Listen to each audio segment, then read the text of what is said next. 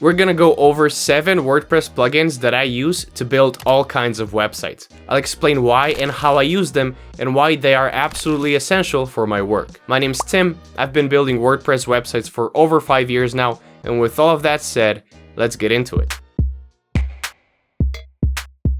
My first and most essential plugin is, no surprise here, Elementor. Elementor is the largest out of the many page builders out there. I've been using it since I started building websites, and I honestly don't see myself switching anytime soon. Even though it's considered easy to use and beginner friendly, do keep in mind that you're still dealing with WordPress.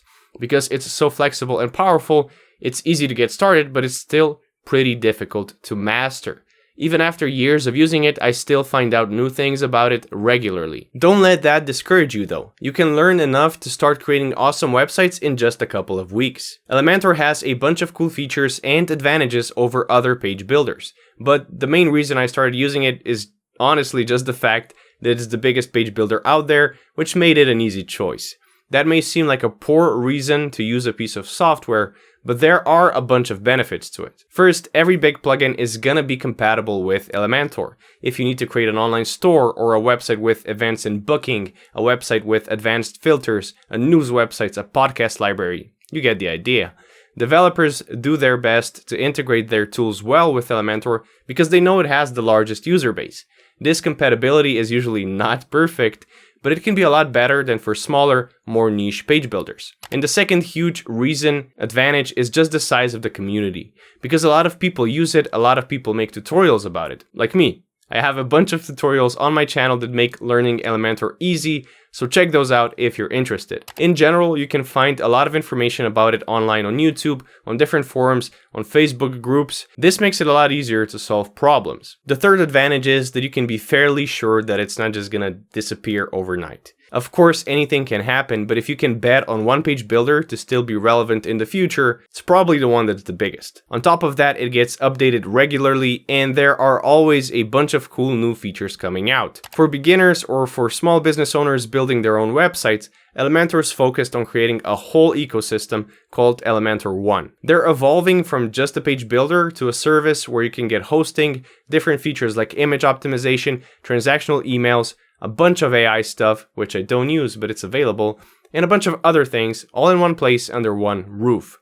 They're trying to make things as simple as possible without you needing to use a bunch of different plugins or services. While I'm not really the target audience for that, I'm still curious to see how it's gonna look. With all of that said, Elementor is obviously not perfect. There are a bunch of things they could improve with the page builder specifically, which is what I'm most interested in. There are a lot of bugs that they just don't seem to want to fix, but still, I definitely see myself using Elementor for the foreseeable future. It's been a great tool that has allowed me to build some amazing websites. I also see myself being way more active on YouTube, so if this is helpful, please make sure you hit those like and subscribe buttons. It will help me create more content, and it generally really does help me out a whole lot.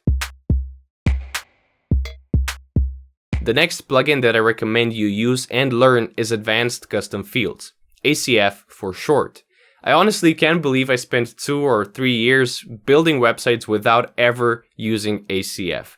ACF allows you to create custom post types in field groups. Think pages, regular posts that you can create a blog with, or even WooCommerce products. All of those are post types. They have different purposes and you can use them to display different kinds of information, but they're all post types. But with ACF, you can create your own post type, such as events or projects to display your portfolio.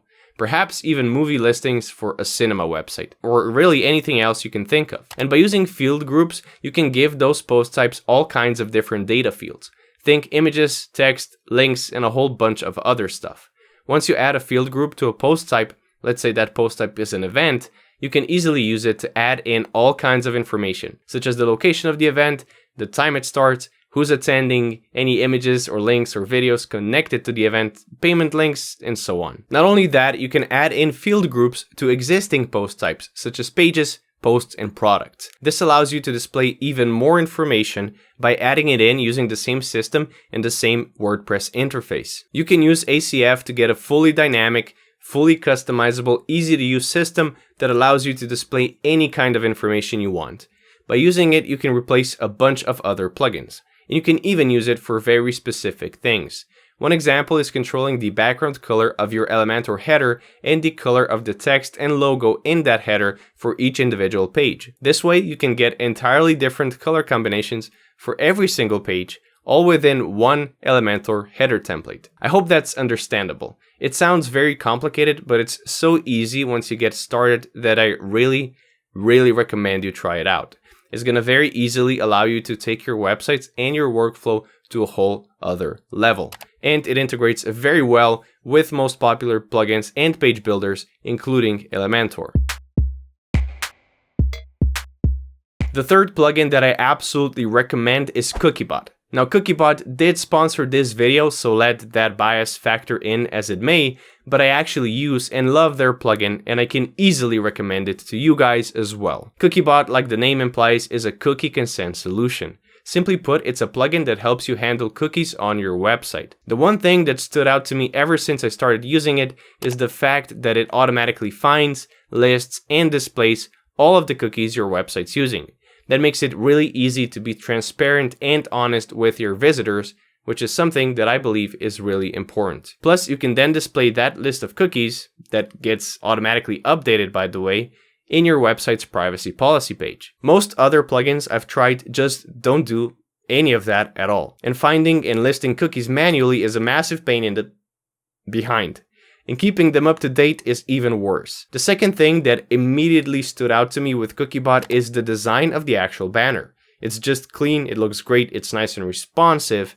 Again, most other plugins either look out of place, they're hard to customize, they're outdated, or worst of all, they just simply break when it comes to responsiveness. Well, not Cookiebot. And with the premium version, you can easily personalize it to fit the branding and feel of your website. It will actually help make your website look more professional instead of just looking out of place. It also allows you to choose from a list of different templates that cover different regulations, such as GDPR, CCPA, and others. That makes it so much easier to set everything up. Personally, I only use the GDPR template since I'm from Europe, plus I've never really dealt with regulations from other countries, but I'm pretty sure Europe has the strictest laws. But feel free to correct me down in the comments if I'm wrong. Cookiebot is also Google certified for consent mode. If you ever plan on using Google to advertise, that's really important for your business. That's because Google has mandated the use of consent mode for ads personalization, remarketing, and analytics in Europe. Setting everything up for a successful ad campaign is hard enough as it is,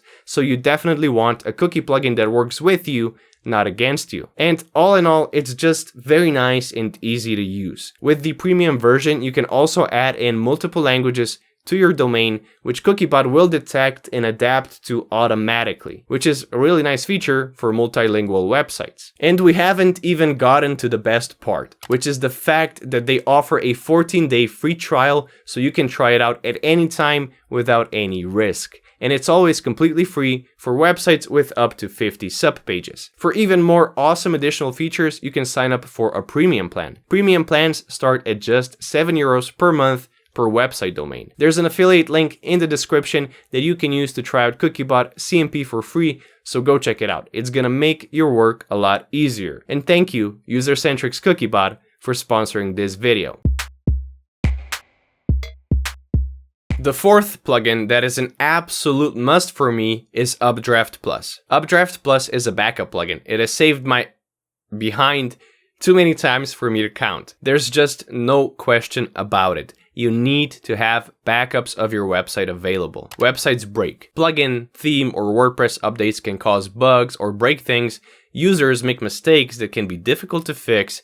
And on top of that, bots and bad actors are always trying to hack into your website and install malware or otherwise damage it. Backups are often the difference between those issues being solved within minutes or taking hours to solve. In the worst case, you might even be forced to rebuild a large part of the website, or even the whole website, which is horrible. And it's even more horrible if you're doing it for a client, because now you have to explain that to them as well. And it's just a recipe for a very uncomfortable situation. Updraft Plus allows you to create backups manually or automatically. You can set how often they get created and how long they stay available before they're deleted. You can connect it with a cloud storage of your choice. That way, if you can't access the backups on your website directly, you always have them available in your cloud storage. Meaning no matter what happens to your website, as long as you have a functional backup, you can restore it to that version. I went a step further and I connected my cloud storage to my NAS over there. So basically I have a local backup and a cloud backup available at all times. I make backups all of the time when working. Before big updates, I make a backup. After I spend a good amount of time working on a website, I make a backup. Doing this has allowed me to easily fix mistakes or bugs without needing a bunch of extra time or effort. Plus, with the premium version, you can create a dedicated folder for each individual website on your cloud storage, which keeps things tidy, organized, and much easier to use. Updraft Plus is also part of the website maintenance that I offer my clients.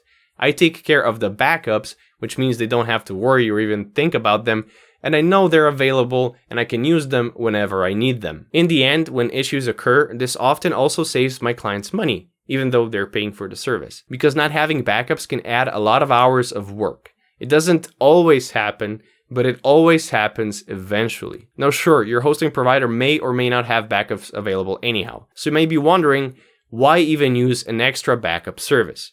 Well, first, I don't trust backups provided by hosting providers as much as I do Updraft Plus because I've been burned in the past. The second reason is that you likely won't have nearly as much control over the backups. You don't know exactly what gets backed up, when, where, and for how long. Plus, different clients use different hosting providers.